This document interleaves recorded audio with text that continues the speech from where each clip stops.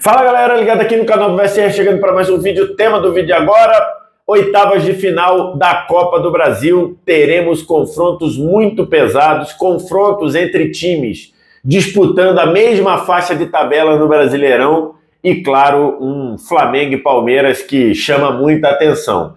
Antes da gente começar, like e se inscrever no canal aqui embaixo e aquele recadinho para você ir lá aproveitar as melhores cotações para as oitavas de final da Copa do Brasil na KTO. Isso mesmo, KTO.com, tem link na descrição do vídeo, tem link no primeiro comentário fixado. Você vai lá e já começa a fazer as suas jogadas sempre com responsabilidade. Não vá jogar aquela grana importante para o teu dia a dia, importante para o teu mês. É só o dinheiro do entretenimento. Você pode ir lá e jogar usando o código VSR20, leva 20% de bônus. Estou gravando esse vídeo logo depois do sorteio das oitavas de final da Copa do Brasil, que foi realizado na tarde desta quinta-feira na CBF, e, lógico, a gente teve todas as atenções voltadas para o confronto entre Flamengo e Palmeiras, não só pelo que eles representam, não só pelo momento recente dos dois, pela rivalidade que se criou nos últimos anos aí, com os dois disputando títulos e ganhando títulos importantes, mas também porque foi o primeiro primeiro confronto sorteado. Primeira bolinha retirada foi a do Flamengo, logo na sequência a do Palmeiras. Então isso chamou muita atenção, mas os confrontos, tem muito confronto interessante. Como eu falei aí, confrontos de elite, porque dos 5 primeiros da tabela, dos 5 primeiros colocados do Brasileirão neste momento, tem 4 que vão se enfrentar, 4 times que vão se enfrentar. Além de Flamengo e Palmeiras, o Palmeiras nesse momento segundo, o Flamengo terceiro, tem um confronto do Botafogo, líder do Brasileirão, contra o Bahia. E, além disso, temos confrontos de times mais ou menos da mesma faixa de tabela, entre eles o principal, Grêmio e Corinthians, que neste momento estão na zona de rebaixamento. Quando esse confronto rolar, não sei se os dois estarão na zona de rebaixamento. Pode ser que não. Mas nesse momento os dois estão na zona de rebaixamento. Queria começar falando, lógico, de Flamengo e Palmeiras, que é um confronto que não acontece na Copa do Brasil há muito tempo. É curioso que Flamengo e Palmeiras nos últimos anos se revezaram ganhando os principais títulos do futebol brasileiro. Decidiram uma Libertadores da América, se enfrentaram numa final de Libertadores, com o Palmeiras levando a melhor. Brigaram fortemente pelo título brasileiro em 2 oportunidades nos últimos 8 anos, mas não se enfrentaram em Copa do Brasil.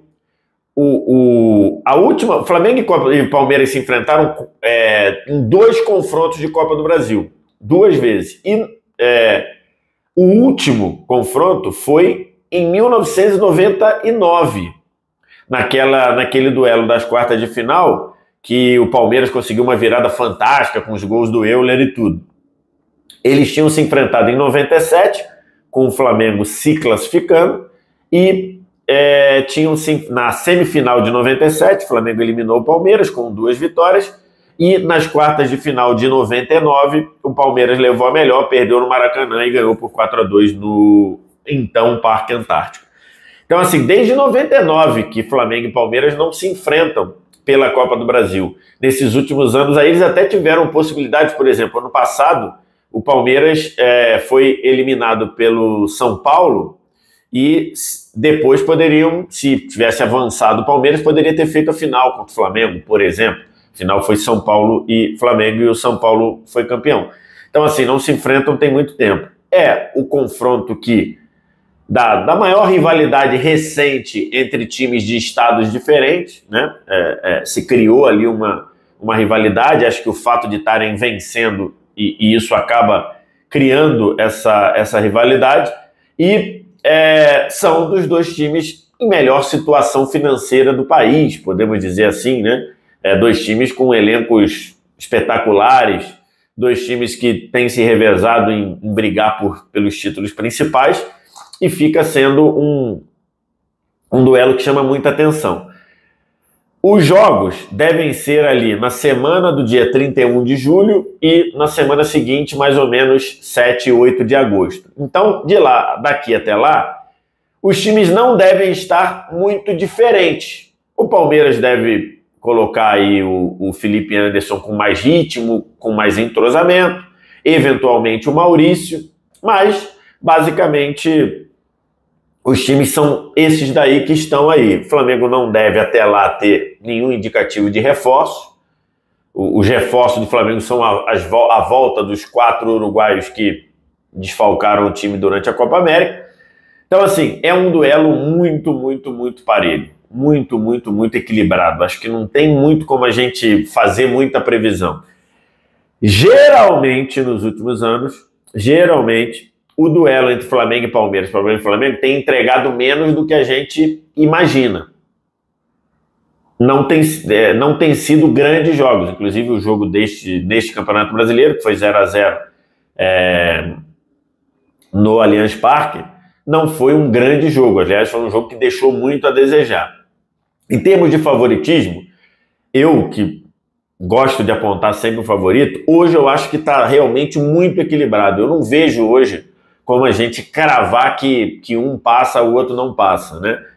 O Flamengo decide fora de casa, o primeiro jogo é no Maracanã, o segundo jogo é no Allianz Parque. Os dois terão uma tabela muito enrolada na sequência. A sequência do Flamengo é Palmeiras, São Paulo, Palmeiras, esses dois do Palmeiras e Flamengo da Copa do Brasil, depois Palmeiras de novo pelo Brasileiro, aí depois ele tem Bolívar e depois tem Botafogo e Bolívar pela Libertadores. A sequência do Palmeiras é muito puxada também, porque ela tem nesse meio do caminho Flamengo, tem Internacional, aí Flamengo de novo pela Copa do Brasil, Flamengo pelo Brasileiro, São Paulo e depois tem 2 jogos com Botafogo pela Libertadores. Então, assim, são tabelas muito puxadas para os dois.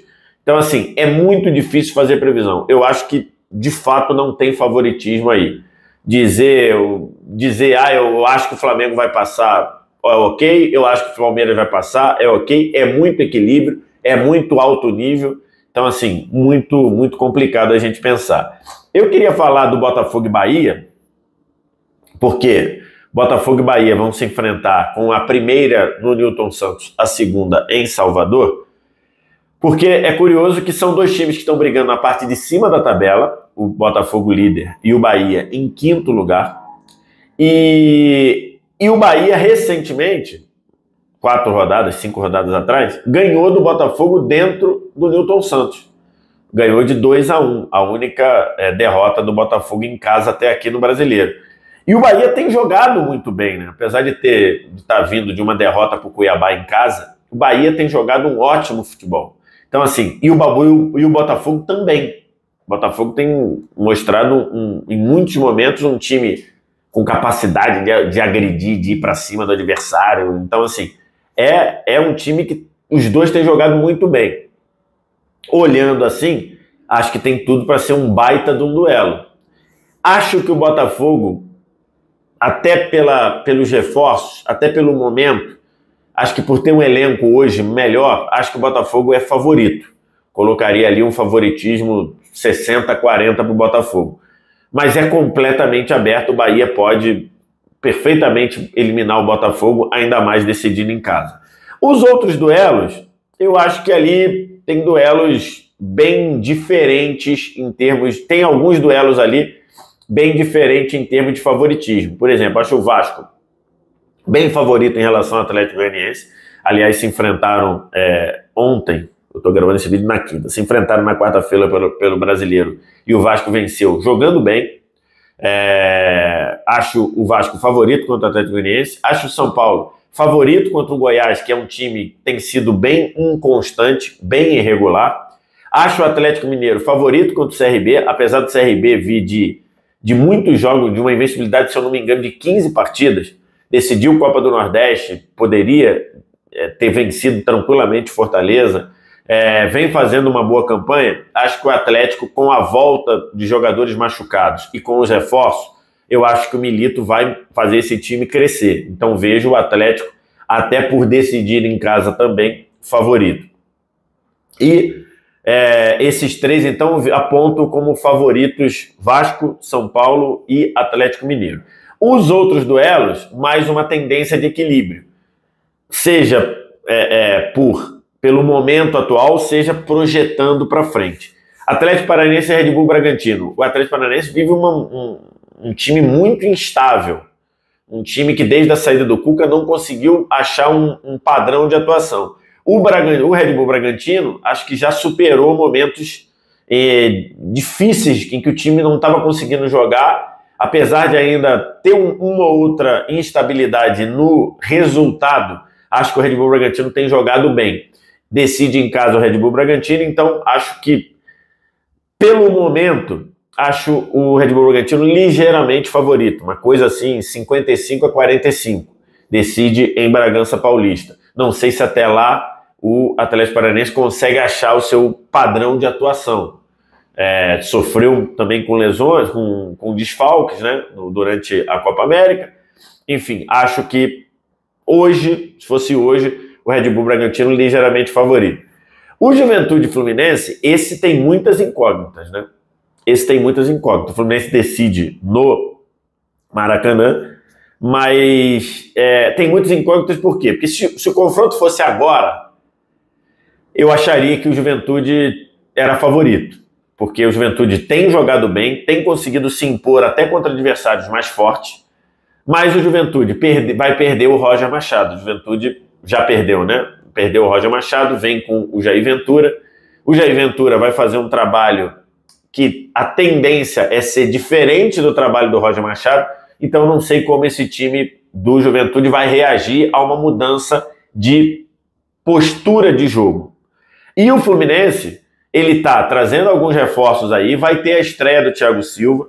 O Mano Menezes teve 10 dias para trabalhar, porque o Fluminense não jogou na rodada por conta lá da repescagem da Sul-Americana. Então, assim, acho que o Fluminense tem uma margem de subir de produção. Contra o Fluminense joga a situação do time no Brasileiro. O Fluminense acho que vai pensar muito fortemente, ainda que a Copa do Brasil seja muito importante, por ser um título relevante, por ser a questão da premiação. Eu acho que num primeiro momento o foco do Fluminense é sair da zona de rebaixamento e o time está afundado na lanterna do torneio. Então acho difícil a gente medir, analisar, porque tem muitas variáveis. Juventude, trocando de treinador para um treinador de estilo de jogo diferente. Fluminense, chegada de reforços, estreia do Thiago Silva, foco no brasileiro pensando lá. Então eu acho que o Fluminense é favorito porque decide em casa e também porque tem um time mais qualificado. Mas eu acho muito difícil de analisar. E Corinthians e Grêmio, acho que prevalece também essa questão do brasileiro. Acho que a situação do Grêmio no brasileiro é uma situação muito, muito preocupante. E aí, eu não sei como o Grêmio vai encarar esses jogos de Copa do Brasil. Corinthians e Grêmio vão se enfrentar na próxima rodada pelo brasileiro, já vai ser uma medida de temperatura ali. O Corinthians já vai ter ali, na hora desse jogo, 2 semanas de trabalho do Ramon Dias. A tendência é o time melhorar, a tendência é o time subir de padrão. Então, e o time do Grêmio, além de estar muito preocupado com a zona de rebaixamento, o Corinthians nesse momento também está na zona de rebaixamento. É verdade.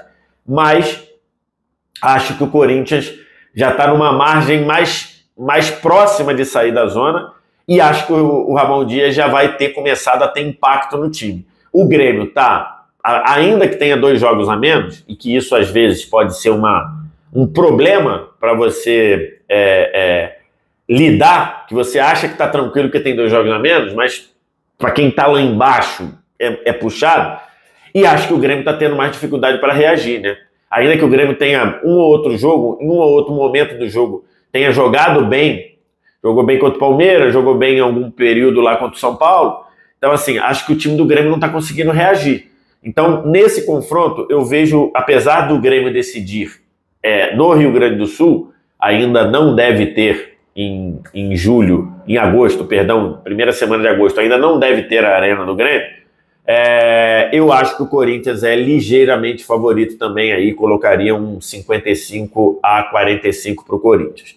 São esses os duelos. Respostas em relação a caminho para a final, não sabemos. Por quê? Porque esse sorteio é só de oitavas de final, não tem ainda o caminho até a decisão. Então, nas quartas de final, quando for sortear os confrontos das quartas de final, vão lá e vão fazer um outro sorteio, colocando caminho de quartas, semi e até a decisão. Quero te ouvir, o que você tem a dizer? O que você acha? Diz aqui embaixo nos comentários, deixa o like, se inscreve no canal, sininho das notificações, copia o link do vídeo, espalha aí nos grupos de WhatsApp e Telegram e vai em kto.com, link na descrição e no primeiro comentário fixado e faça a sua jogada das oitavas de final da Copa do Brasil, sempre jogando com responsabilidade, beleza? Um abraço, tchau!